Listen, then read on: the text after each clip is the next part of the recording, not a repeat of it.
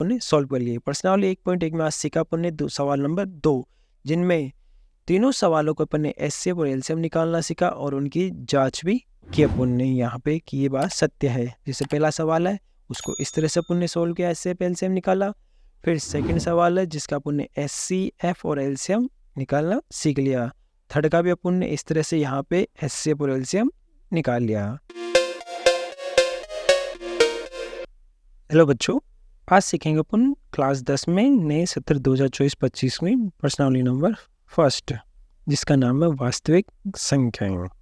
अपन प्रश्नावली फर्स्ट में पढ़ रहे हैं 1.1, जिसका आज पढ़ेंगे पार्ट 2, और प्रश्न नंबर 2 पढ़ेंगे इसमें प्रश्नावली नंबर 1.1 का। अपने चल रही है प्रश्नावली फर्स्ट, जिसमें टोटल अपने पास 7 क्वेश्चन है, जिसमें से अपन ने फर्स्ट सोल्व कर लिया पीछे वाले वीडियो में। इस वाले वीडियो में अगर आपने नहीं देखा है तो डिस्क्रिप्शन में इसका लिंक है, ज़रूर देखें ताकि समझने में और भी आसानी रहे आपको। अपने पास है सवाल नंबर 2, पूर्णांकों के निम्नलिखित युग्मों के एचसीएफ और एलसीएम याद कीजिए और इनकी जांच भी करनी है अपने को कि दोनों संख्याओं का गुणनफल उनके एचसीएफ और एलसीएम के गुणनफल के बराबर होता है। जैसे पहला सवाल है इसका 26 और 91 का अपने को एचसीएफ एलसीएम निकालना है, 510 और 92 का, 336 और 54 का। ये 3 सवाल है जिनका अपने को यहाँ पे एचसीएफ एलसीएम निकालना। ये एचसीएफ और एलसीएम होता क्या है? एचसीएफ हिंदी में बोलते हैं इसको यहाँ पे महत्तम समावर्तक। इसकी परिभाषा है किन्हीं दी हुई संख्याओं के सबसे बड़े समावर्तक, यानी जो कॉमन फैक्टर होता है को संख्याओं का महत्तम समावर्तक कहते हैं। अब इसकी सेकंड परिभाषा है कि एचसीएफ संख्याओं के प्रत्येक उभयनिष्ठ अभाज्य गुणनखंड की सबसे छोटी जो घात होगी उसका गुणनखंड, यानी अपन अभाज्य गुणनखंड करेंगे और इसका जो उभयनिष्ठ यानी कॉमन फैक्टर होता है उसको अपन एचसीएफ बोलते हैं। ये एलसीएफ लिख गया गलती से, यह है एलसीएम लघुत्तम समावर्तक। दी गई संख्याओं के सबसे छोटा जो उभयनिष्ठ गुणज के लघुत्तम समावर्तक होता है, जिसको अपने सेकंड परिभाषा है एलसीएम संख्याओं में समवर्त प्रत्येक अभाज्य गुणनखंड की सबसे बड़ी घात का गुणनफल होता है। तो इसको अपन एग्जाम्पल जब सॉल्व करेंगे उस समय आपको आसानी से समझ में आ जाएगी। ये सिर्फ परिभाषा है, आपको ध्यान रखना है। सवाल है इसका पहला सवाल होगा ये, इसको सोल्व करेंगे, फिर इसके सेकंड सवाल को सोल्व करेंगे इसमें, और थर्ड सवाल है 336 और 54 इसका एचसीएफ एलसीएम निकालेंगे अलग अलग। शुरुआत करते हैं फर्स्ट से। तो 26 और 91 का अपन को निकालना एचसीएफ है, तो 26 व 91 का अपन यहाँ निकालेंगे सबसे पहले अभाज्य गुणनखंड। पीछे वाले वीडियो में अपन ने सीखा है।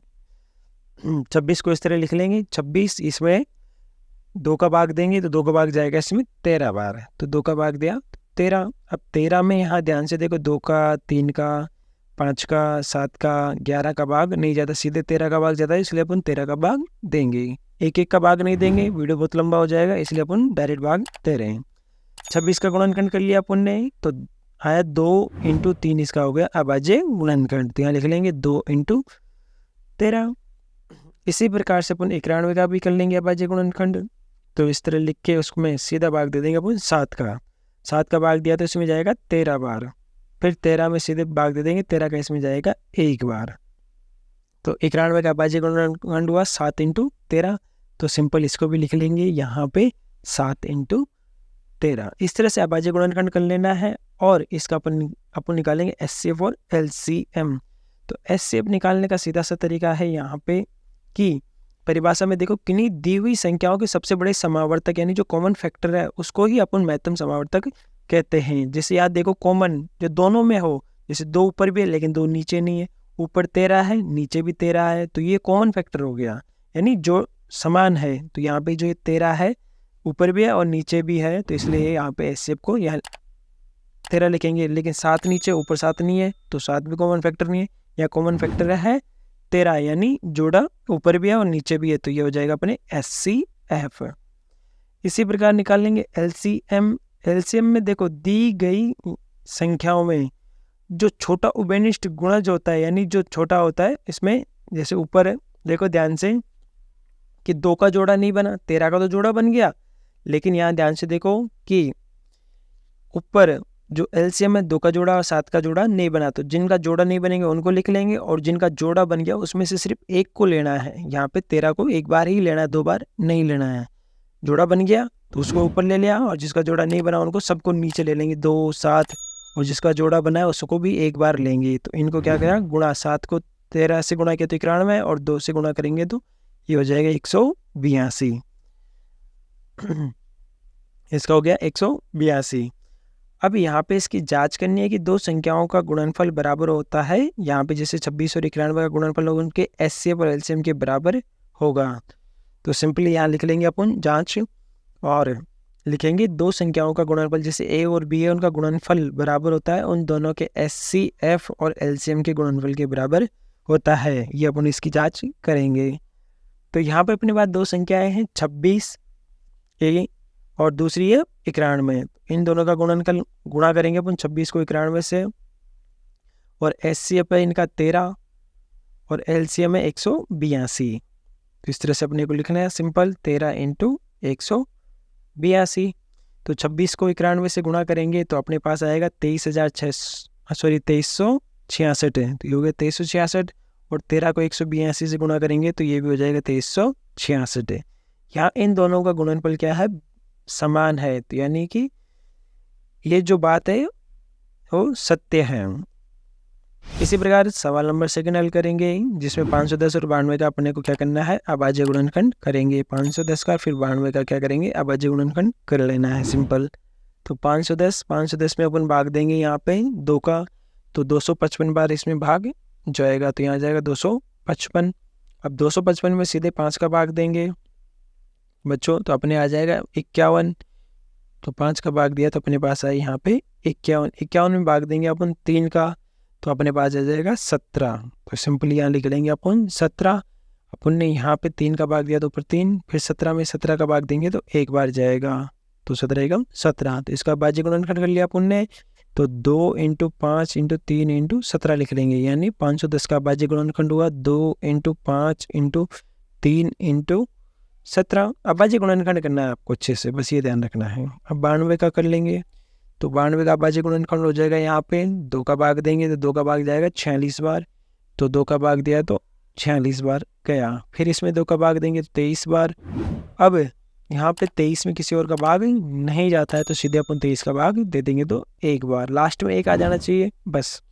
फिर 92 का भाज्य गुणनखंड होगा 2 इंटू 2 इंटू 23। इसको अपन सिंपल यहाँ पे लिख लेंगे बच्चों। बस आपको अभाज्य गुणनखंड करना आना चाहिए तो अपने को एचसीएफ और एलसीएम में कोई दिक्कत नहीं आएगी। सही।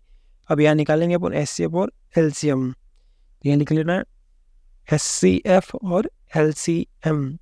अब एचसीएफ है यानी समान, अपने को जोड़ा बनाना है। देखो ऊपर भी 2 है नीचे भी 2 है तो एक जोड़ा ये बन गया। सही। अब ऊपर देखो 5 है, जोड़ा बना लिया। अब देखो 5 है लेकिन नीचे 5 नहीं है, जोड़ा नहीं बनेगा। 3 का भी जोड़ा नहीं बनेगा, 17 का भी नहीं बनेगा। और नीचे 2 है लेकिन ऊपर भी 2 है लेकिन उसका जोड़ा बन गया, उसको नहीं लेंगे तो इस वाले 2 का जोड़ा नहीं बनेगा। 23 का भी जोड़ा नहीं बना। तो जो जोड़ा बना उसमें से एक यानी जो समान है उसको अपन यहाँ लिख लेंगे। एक को, दोनों को नहीं लिखना, एक को ही लिखना है। एक बार 2 लिख लिया बस। तो ये हो जाएगा इसका एचसीएफ। अब एलसीएम, जिनका जोड़ा नहीं बना वो सब एलसीएम में आ जाएंगे और जिनका जोड़ा बना है उसमें से एक बार 2 लिखना है। बस एक बार ही लिखना है, दोनों को नहीं लिखना। एक वाले को कोई से कोई भी लिख लो, जैसे 5 इंटू 3 इंटू 17 इंटू 2 इंटू 23। इनका जोड़ा नहीं बना, इसको लिख लिया। अब जिसका जोड़ा बना उसमें से सिर्फ एक को लिखना है बस एक बार है। तो 5 into 3 into 17 into 2 into 23 into 2, ये हो जाएगा अपने एलसीएम। इनको कर लेंगे अपन सिंपली गुणा। 5 को 3 से गुणा किया 15 सॉरी 34 और ये हो जाएगा 46। तो 15, 34 और 46 इनको भी गुणा करेंगे तो अपने पास आ जाएगा बच्चों यहाँ पे 23,460। सिंपली यहाँ लिख लेंगे 23,460। ये हो गया इनका एलसीएम। अब यहाँ जो एचसीएफ और एलसीएम है ये निकाल लिया अपन ने सिंपली। अब इसकी करेंगे अपन जांच। जैसे पीछे क्या था अपन ने सिंपली जांच करना है कि यहाँ पे दो संख्याओं का गुणनफल और उन्हीं का एचसीएफ, जैसे 510 और 92 को गुणा करेंगे तो उनके एचसीएफ जैसे सिंपल लिख लेना एक बार 510 इंटू 92। अब इनका जो एचसीएफ है अपने पास यहाँ पे 2 तो 2 और एलसीएफ है 23,460 है 23,460।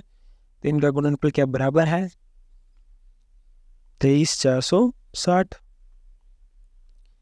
अब 23 4 60 को गुणा करेंगे तो 46,920 आएगा। 510 को 92 को गुणा किया तो 46,920 और 23 460 और 2 को गुणा करेंगे इसमें भी आएगा 46,960, यानी कि यहाँ पे भी ये मान समान है। तो यानी जांच में बाय की अपनी ये बात सत्य है। इसी प्रकार थर्ड में देखो कि 336 व 54 का क्या करेंगे अपन, यहाँ पे भी अभाज्य गुणनखंड करेंगे। सिंपल अभाज्य गुणनखंड आपको अच्छे से करना है, बस ये ध्यान रखना है। 336 में अपन भाग दिया 2 का तो जाएगा यहाँ पे 168 बार, तो यहाँ 2 का भाग दिया तो गया 168, तो सिंपली आपको 2 का भाग देना है। वीडियो लंबा हो जाएगा इसलिए अपन डायरेक्ट दे रहे हैं। 2 का भाग दिया, फिर 2 का भाग दो तो 82 बार, फिर 2 का भाग देंगे, इसमें अपने पास यहाँ पे आ जाएगा बच्चों 42, हर भाग 2 का भाग जाएगा। फिर 2 का भाग दिया तो अपने यहाँ आएगा 21 बार, फिर 3 का भाग देंगे यहाँ पे तो 3 का भाग जाएगा 7 बार, फिर 7 का भाग देंगे 7 में तो ये आ जाएगा 1। सिंपल, तो इसका अभाज्य गुणनखंड ये हो गया। तो 2 × 2 × 2 × 2 × 3 × 7 इसका अभाज्य गुणनखंड। सिंपल लिख लेना है इसको कि 2 × 2 × 2 × 2 × 3 × 7 ये इसका हो जाएगा अभाज्य गुणनखंड। अब कर लेंगे 54 का अभाज्य गुणनखंड। तो 54 को लिख लेना है सिंपल, 2 का भाग देंगे यहाँ पे 27 बार, फिर 3 का भाग देंगे तो 9 बार, फिर 3 का भाग देंगे यहाँ पे 9 में तो अपने पास जाएगा 3 बार, फिर 3 में 3 का भाग देंगे तो 1 बार। 2 × 3 × 3 × 3 ये इसका अभाज्य गुणनखंड कर लिया अपन ने। सिंपल इनका 336 और 54 का। अब इनका निकालेंगे अपन SCF और LCM। तो SCF लिख लिया अपन ने, अब लिखेंगे अपन LCM। तो सिंपली यहाँ पे जो समान है यानी जोड़ा बनाना है, जो ऊपर भी हो नीचे भी। एक जोड़ा ये बन गया, जैसे 2 2 का जोड़ा बन गया और 3 3 का जोड़ा बन गया। यहाँ पे सेम है, ऊपर दोनों में था इसलिए इसका जोड़ा बना लिया अपन ने। अब देखो कि ऊपर 2 है नीचे 2 नहीं है, कहीं पे भी 2 नहीं है, यानी इनका जोड़ा नहीं बनेगा, किसी का भी जोड़ा नहीं बन रहा। ध्यान से देख लो, जिनका जोड़ा बना उसमें से एक एक लेंगे, जैसे इसमें से एक बार ले लेंगे 2 को और इसमें से भी 1 3 ले लेंगे, तो इनका गुणा हो गया 6। तो SCF हो जाएगा अपने 2 × 3 × बराबर 6, ये इसका SCF हो गया। अब जिनका जोड़ा नहीं बना वो सभी आ जाएंगे अपने LCM में। अब जैसे 2 × 2 × 2 × 7 और 3 × 3, और जिसका जोड़ा बना उसमें से सिर्फ एक जने को लेना है, एक जो लेंगे एक मान को, या 2 को ले लिया, इसमें भी 1 2 3 ले लेंगे, तो ये अपने LCM में आ जाएगा कि 2 × 2 × 2, यानी जिनका जोड़ा नहीं बना उनको लेना है और जिसका जोड़ा बनता है उसमें से सिर्फ एक मान लेना है सिंपली। तो इनको अब क्या कर लेंगे, यहाँ पे गुणा कर लेंगे। 2 को 2 से कर लेंगे, 2 को 7 से करेंगे, 3 को 3 से करेंगे तो 9, और 2 को 3 से करेंगे तो 6 आ जाएगा। यानी 4 × 14 × 9 × 6, 4 को 14 से करेंगे तो 56 और 9 को 6 से करेंगे तो 54 हो गया। तो यानी 56 × यहाँ पे हो जाएगा 54। फिर इनको इनसे गुणा कर लेंगे तो अपने आ जाएगा 3024। तो सिंपल इसका गुणा हो गया 3024, LCM कर लिया। फिर इनकी भी क्या करेंगे, जांच करेंगे कि 2 संख्याओं का गुणनफल और SCF इनके क्या होता है, बराबर है, LCM बराबर होता है गुणनफल। तो 336 × 54 लिखेंगे तो 336 × 54, और इनका SCF है यहाँ पे 6, तो SCF लिख लेंगे 6। LCM है यहाँ पे 3024, तो 3024, तो इनका क्या कर लेंगे, सिंपल यहाँ लिख के और इनका गुणा कर लेना है। तो 336 को 54 से गुणा करेंगे तो 18,144 आएगा, 18,144, और 6 को 3024 से गुणा करेंगे तो इसका भी आएगा 18,144। सिंपल, ये भी सत्य है।